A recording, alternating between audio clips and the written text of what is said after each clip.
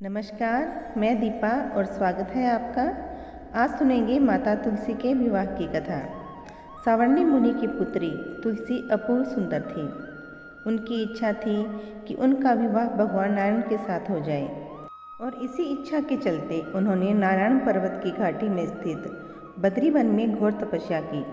दीर्घ काल तक तपस्या के उपरांत ब्रह्मा जी ने प्रसन्न होकर उन्हें दर्शन दिए और वर मांगने को कहा। तो माता तुलसी ने कहा, सृष्टिकर्ता ब्रह्मदेव, आप तो अंतर्यामी हैं, सबके मन की बात जानते हैं। फिर भी मैं अपनी इच्छा आपको बताती हूँ। मैं चाहती हूँ कि भगवान श्री नारायण मुझे पति के रूप में मिले। ब्रह्मा जी ने कहा, तुम्हारा अभिष्ट तुम्हें अवश्य मिलेगा। अपने पूर्व जन्म में किसी अपराध के कारण तुम्हें श्राप मिला है।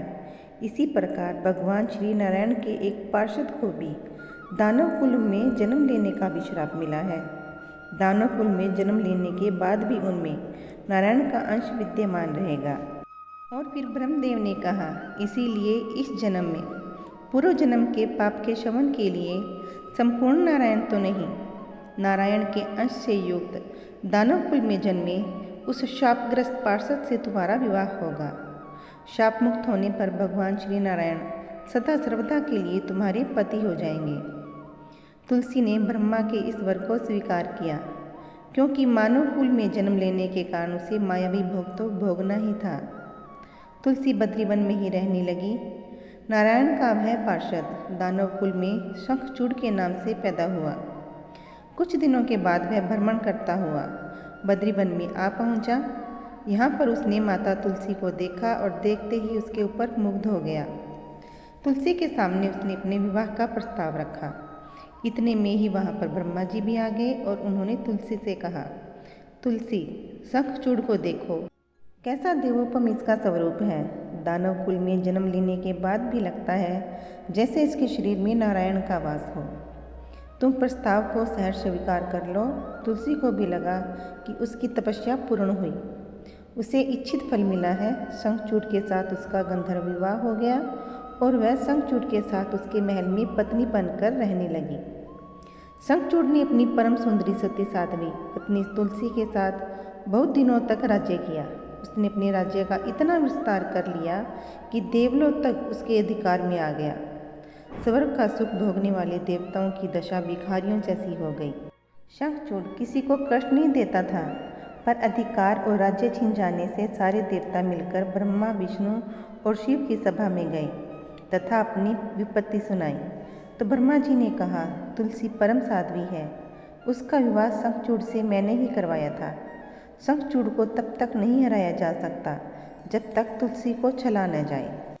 और फिर भगवान विष्णु ने कहा, शंखचूड़ पूर्व जन्म में मेरा पार्षद था, श्राप के कारण उसे दैत्य कुल में जन्म लेना पड़ा। इस जन्म में भी मेरा अंश उसमें व्याप्त है। साथ ही तुलसी के पतिव्रत धर्म से वह अजेय है। फिर देवताओं की सहमति से भगवान शिव ने शंखचूड़ के पास एक संदेश भेजा कि या तो वह देवताओं को उनको राज्य लौटा दे या फिर उनसे युद्ध करे। शंखचूड़ शंकर के पास पहुंचा। उसने कहा, देवादिदेव, आपके लिए देवताओं का पक्ष लेना उचित नहीं। राज्य बढ़ाना हर राजा का कर्तव्य होता है। मैं किसी को दुखी नहीं कर रहा हूँ। देवताओं से कहिए वे मेरी प्रजा होकर रहे और मैंने आपका भी कोई अपमान नहीं किया है। हमारा आपका युद्ध शोभा नहीं देता। अगर आप हार गए तो बड़ी लज्जा की बात होगी। मैं हार गया तो आपकी कीर्ति बहुत अधिक नहीं बढ़ेगी। भगवान शंकर हंसे। वे तो सब रहस्य समझते थे। तुलसी और शंखचूड़ के पूर्व जन्म के शाप की अवधि लगभग खत्म हो चुकी थी। बोले, इसमें कीर्ति और लज्जा की बात नहीं। तुम देवों का राज्य लौटाकर उन्हें उनके पद पर प्रतिष्ठित होने दो। युद्ध से बचने का यही एक उपाय है। शंखचूड़ ने कहा, मैंने युद्ध के बल से देवलोक जीता है, कोई उसे युद्ध के द्वारा ही वापस लेकर जा सकता है। यह मेरा अंतिम उत्तर है। मैं जा रहा हूँ। ऐसा कहकर शंखचूड़ चला गया।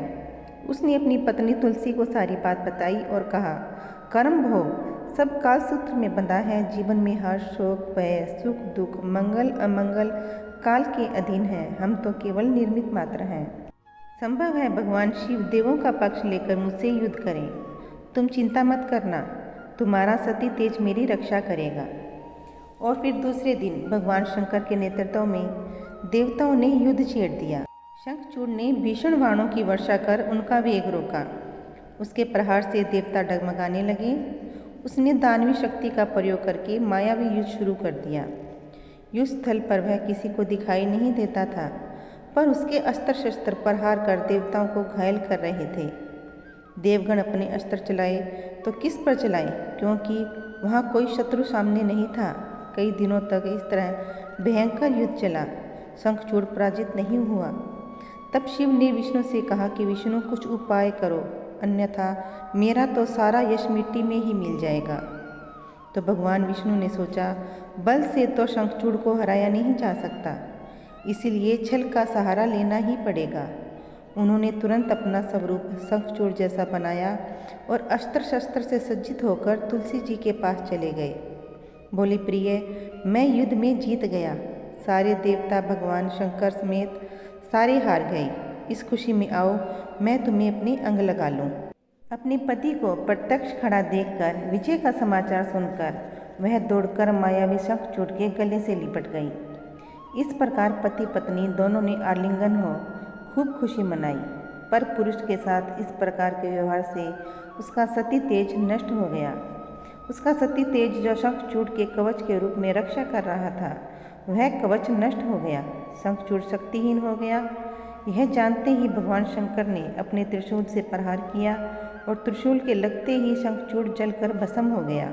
और फिर शंखचूड़ के मरने की बात को जानकर भगवान अपने असली स्वरूप में आ गए। सामने अपने पति शंखचूड़ के स्थान पर भगवान विष्णु को खड़ा देखकर तुलसी बहुत ही विस्मित हो गई। माता तुलसी को यह पता लग गया था कि स्वयं नारायण ने उसके साथ छल किया है। क्रोध में आकर उसने श्राप दिया कि एक स्त्री का अस्तित्व भंग करने के अपराध में तुम हृदय विहीन पत्थर हो जाओ।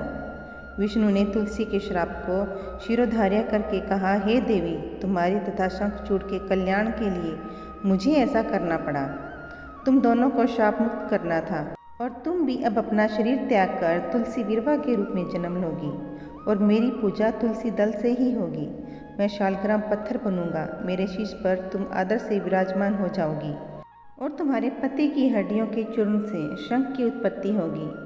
उसी शंख ध्वनि से देवताओं तथा मेरी पूजा आराधना होगी। जहाँ शंख ध्वनि होगी वहाँ मंगलमय में मैं विराजमान रहूँगा।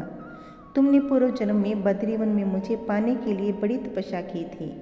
अब अगले जन्म में मैं नारायण बनकर बद्रीवन में स्थापित हो जाऊँगा और मेरी पूजा अर्चना फल फूल से ना होकर तुम्हारे तुलसी दल से ही होगी। मेरे शीश पर विराजमान होकर तुम मुझसे भी ऊंचा पद प्राप्त करोगी। तो दोस्तों, आशा करती हूँ आप लोगों को ये आज की कहानी पसंद आई होगी। अगर वीडियो अच्छी लगी है तो इसे लाइक और शेयर अवश्य करें और चैनल को सब्सक्राइब करना बिल्कुल ना भूलें। आप लोगों से फिर मुलाकात होगी। जय श्री राम। राधे राधे।